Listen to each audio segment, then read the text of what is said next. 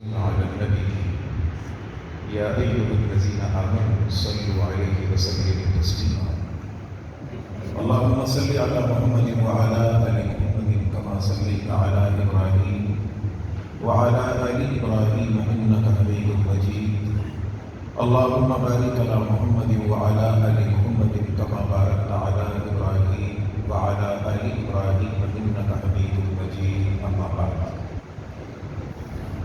فأعوذ بالله من الشيطان الرجيم بسم الله الرحمن الرحيم ما عندكم ينفد وما عند الله باق صدق الله العظيم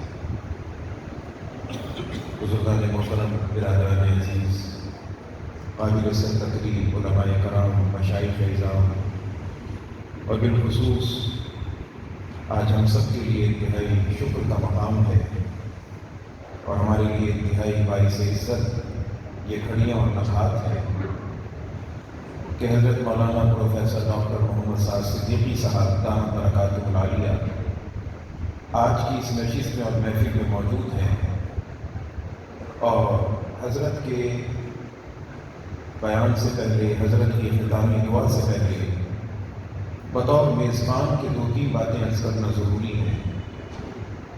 سب سے پہلی بات تو یہ کہ حضرت آج کسی نئی جگہ پر نہیں آئے بلکہ اپنے پرانے محلے میں تشریف لائے۔ مسجد کے جو سامنے والی گلی ہے جو کوچہ لکشمی نارائن کے نام سے موجود، اس کا نام تبدیل ہوا، وہاں پر مولانا ادریس کاندھلوی صاحب رحمۃ اللہ تعالیٰ علیہ جو حضرت کے دادا جان تھے اور سادگی کا، علم کا، وقار کا ایک چلتا ہوا مجسم اور مرکز تھے، اور حضرت کے والد محترم جو جامعہ اشرفیہ کے شیخ الحدیث تھے اور بڑے بڑے علماء کے استاد گرامی تھے، اور یوں سمجھ لیجیے کہ پاکستان کے صدر جنرل ضیاء الحق کے پیر و مرشد تھے حضرت مولانا محمد مالی کاندھلوی صاحب رحمۃ اللہ تعالیٰ علیہ، اور حضرت کے تایا جان مولانا محمد نعمان صاحب رحمۃ اللہ تعالیٰ علیہ جو تھے تو بزرگ مگر وہ ایسی طبیعت کے مالک تھے کہ بچوں کے ساتھ بچے تھے، بڑوں کے ساتھ بڑے تھے، انتہائی محبت والی اور پیار والی طبیعت کے مالک تھے۔ میرا گنبد کی مسجد میں ایک عرصہ دراز کا وہ امامت فرماتے رہے، خطابت بھی فرماتے رہے، اسی نسبت سے ان کے ساتھ ایک محبت اور پیار کا تعلق تھا، اور آپ یوں سمجھ لیجیے کہ جیسے کوئی شخص اپنی ذات کو چھپائے ہوا ہوتا ہے، اس طرح سے وہ علامہ شبیر احمد عثمانی صاحب رحمۃ اللہ علیہ کے شاگرد تھے، اور اپنی تمام چیزوں کو، اپنی ولایت کو ذرافت میں چھپا کے رکھا، تو ان کا تکیہ کلام تھا جناب من۔ جناب من کا معنی ہوتا ہے میرے محترم، اس سے وہ اپنی بات کا آغاز کرتے تھے۔ تو حضرت ایک دن فرمانے لگے کہ مولوی کفیل، جب پاکستان بنا اور پاکستان بننے کے بعد اس وقت میں حضرت مولانا ادریس کاندھلوی صاحب رحمۃ اللہ تعالیٰ علیہ جب ہندوستان سے ہجرت کر کے یہاں تشریف لائے،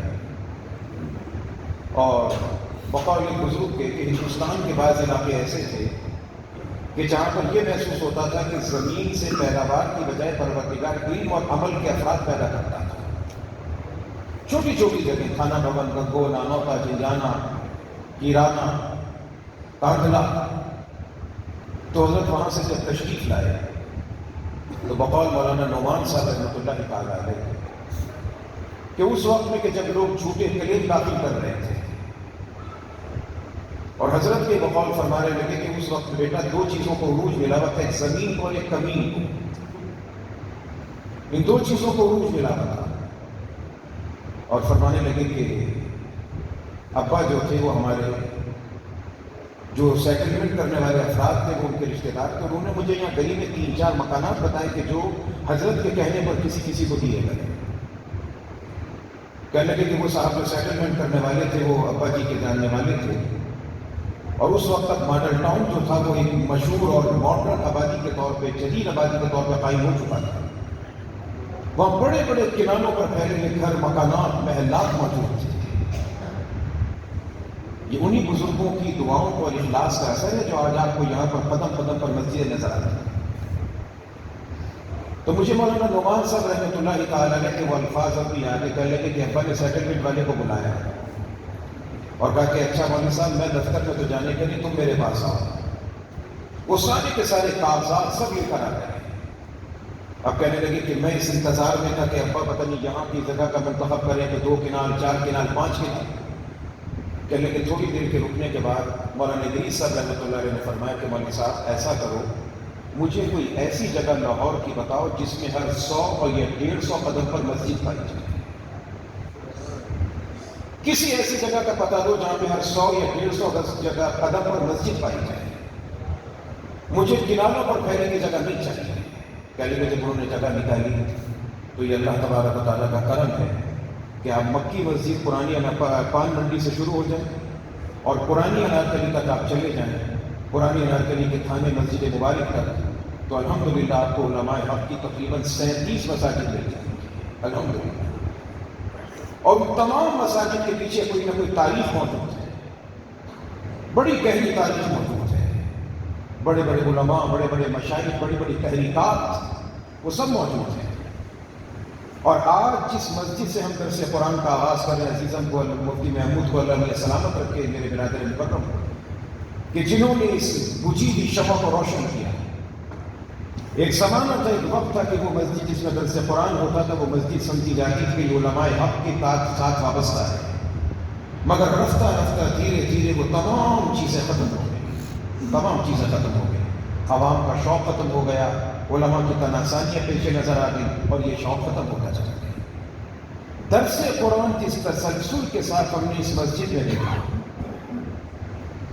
حضرت علامہ پروفیسر نور الحسن خان صاحب رحمۃ اللہ تعالیٰ علیہ جو پنجاب یونیورسٹی شعبہ عربی کے پروفیسر تھے اور اورینٹل کالج کے اندر ایک عرصہ دراز تک عربی زبان کے بہترین پروفیسر اور استاد تھے.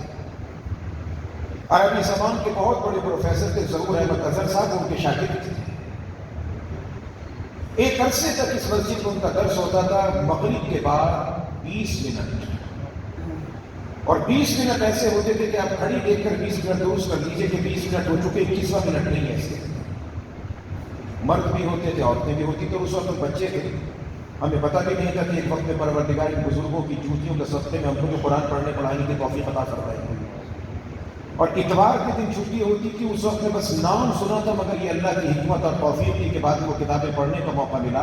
اتوار کو صبح 10 بجے مشکات شریف کا درس ہوتا تھا. اس وقت میں سنا کہ مشکات بھی کسی کتاب کا نام ہے.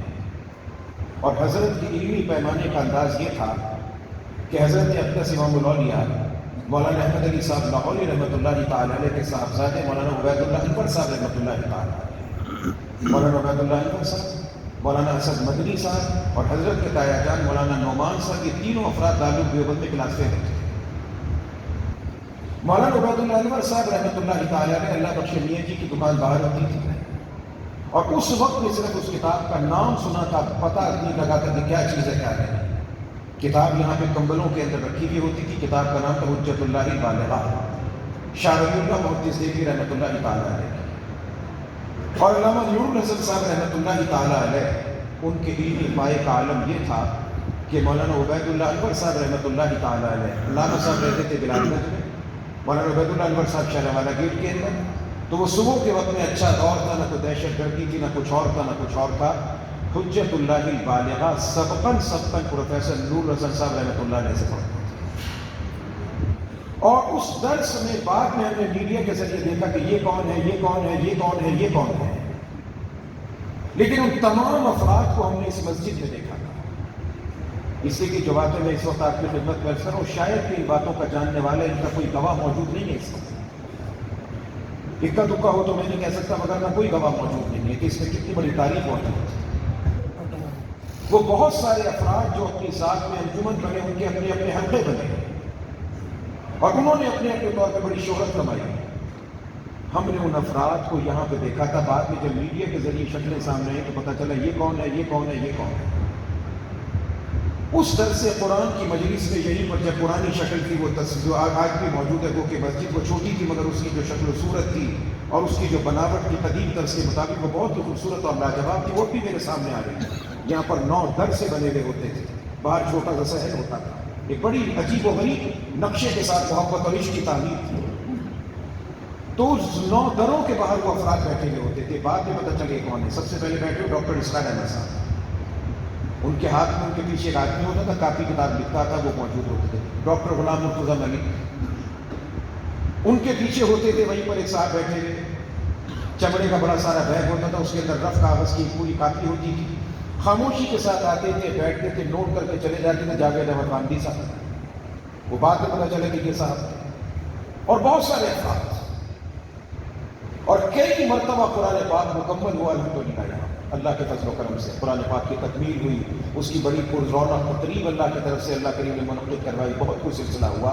تو بڑی ہی خوشی کی بات ہے کہ آج پھر سے الحمدللہ ہمارے برادر عزیز حضرت مولانا مفتی محمود کو اللہ کریم سلامت رکھے کہ انہوں نے اسلام کا بیڑا اٹھایا ہے, اور پھر سے انہوں نے اس مسجد کے اندر درس قرآن کے سلسلے کو شروع کیا ہے. اور انشاءاللہ العزیز انشاءاللہ ہر پیر کے دن, سوموار کے دن نماز مغرب کے بعد مختصر وقت کے لیے درس قرآن ہوا کرے گا. آپ تمام حضرات ذوق کے ساتھ, شوق کے ساتھ شرکت فرمائیں گے تو انشاءاللہ اس کی مقدار میں بھی اضافہ ہوگا, اس کے دنوں کے اندر بھی اضافہ ہوگا. اور یاد رکھیے گا کہ درس قرآن سے عقیدے کی تعمیر ہوتی ہے. درس قرآن سے عقیدے کی تعمیر ہوتی ہے. اس پورے شہر لاہور کے اندر جہاں کفر و شرک و بدعت و الحاد کے ڈیرے تھے, ان تمام چیزوں کو تبدیل کرنے والا درس قرآن کا ذریعہ بنا تھا حضرت لاہوری رحمۃ اللہ تعالیٰ. تبلیغی جماعت کے امیر حاجی عبد الوہاب صاحب رحمۃ اللہ تعالیٰ علیہ, جن کو اللہ کریم نے بڑی برکتیں عطا فرمائی. ان کے جنازے کو آپ نے دیکھا کہ دنیا جہان چلا رہا ہے. حاجی عبد الوہاب صاحب رحمۃ اللہ تعالیٰ علیہ کالج میں پڑھتے تھے. انہیں ان کا ایک ساتھی حضرت لاہوری رحمۃ اللہ تعالیٰ علیہ کے درس قرآن میں لے کر گیا, اور اس ایک درس قرآن کی برکت تھی کہ پروردگار عالم نے اس شخص کو جو نہ حافظ تھا, نہ قاری تھا, نہ عالم تھا, پوری دنیا کی تبلیغی جماعت کا امیر بنوا دیا. درس قرآن کی برکت سے پروردگار عقیدوں کی اصلاح کرتا ہے. عقیدے کے بغیر میرے دوستوں کام بنتا نہیں ہے. اعمال کے اندر جتنی مرضی کثرت ہو, مگر عقیدے کے اندر بگاڑ ہو تو وہ سارے اعمال بھی ضائع چلے جاتے ہیں.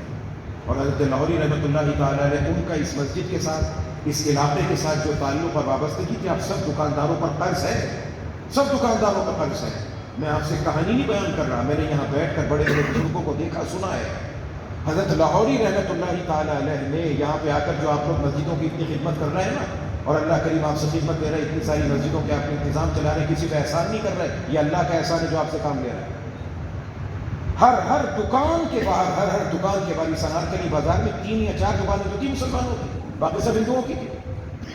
آپ وہاں سے لے کے وہاں تک شمار کر لیجیے کتنے مندر ہیں, کتنے گرجے ہیں, سب دیکھ لیجیے نا. پورے لاہور کا سب سے بڑا گرجا یہیں پر ہے, سب سے بڑا مندر یہیں پر ہے. ایک ایک دکان کے باہر کھڑے ہو کے لاہوری رحمۃ اللہ علیہ نے دعا فرمائی تھی پاکستان بننے سے پہلے کہ پروردگار تو سب چیزوں کے کرنے پہ قادر ہے. اللہ اللہ اللہ, یہ دکان, یہ کاروبار اپنے اور اپنے نبی کے کلمہ پڑھنے والوں کو عطا فرمائے.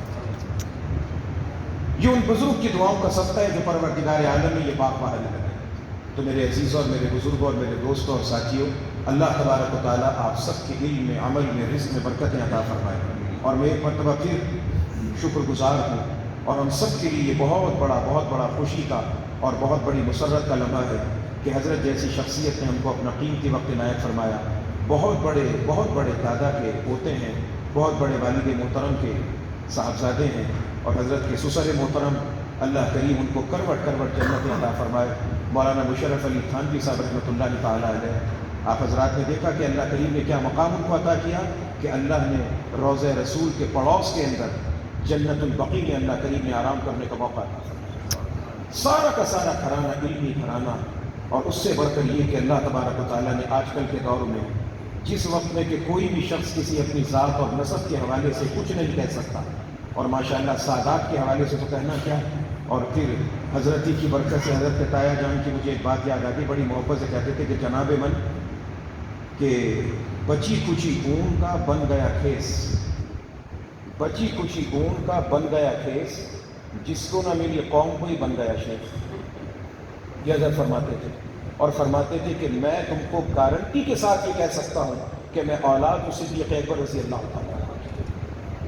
یہ حضرت فرماتے تھے کہ میں تمہیں گارنٹی کے ساتھ یہ کہہ سکتا ہوں کہ میں اولاد ہوں جناب صدیق اکبر رضی اللہ تعالیٰ.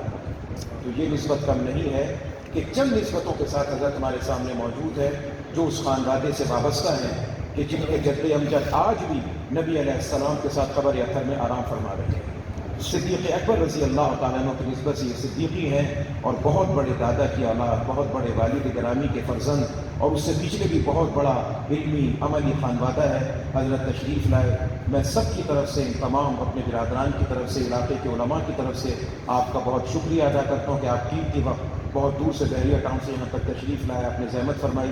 اللہ کریم آپ کو اس کے اوپر جزائے خیر عطا فرمائے۔ یہ آپ کا پرانا محلہ ہے، پرانی آپ کی جگہ ہے، پرانا آپ کا گلشن ہے، ہم لوگوں کا حق بنتا ہے جو حق ادا کرنے آپ تشریف لائے۔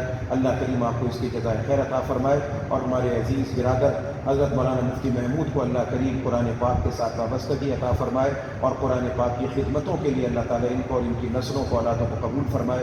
اقول قولی ھذا فاستغفر اللہ الہ الا اللہ وما علینا الا البلاغ المبین۔